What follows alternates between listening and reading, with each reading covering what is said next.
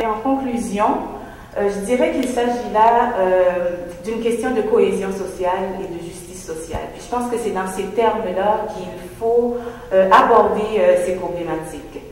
On l'a vu, Montréal-Nord a un taux élevé de familles monoparentales, où les femmes sont majoritairement chefs de famille.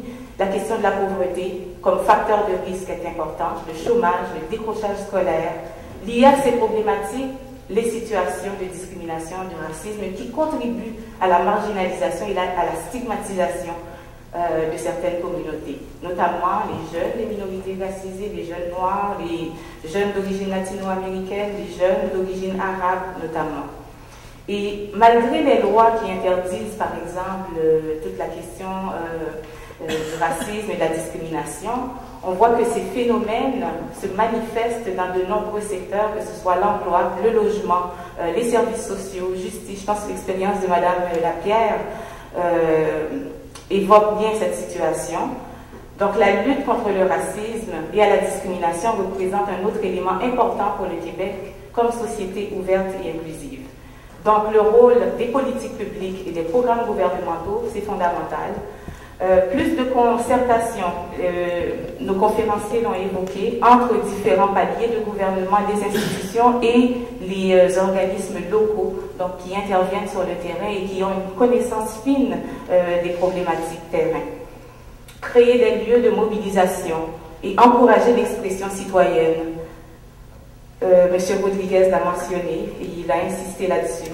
Et ultimement favoriser la participation citoyenne et faire en sorte que les gens participent aux décisions, occupent l'espace en tant que citoyens et citoyennes, et ce, peu importe leur origine sociale ou ethnoculturelle. Donc le plein exercice des droits, c'est fondamental.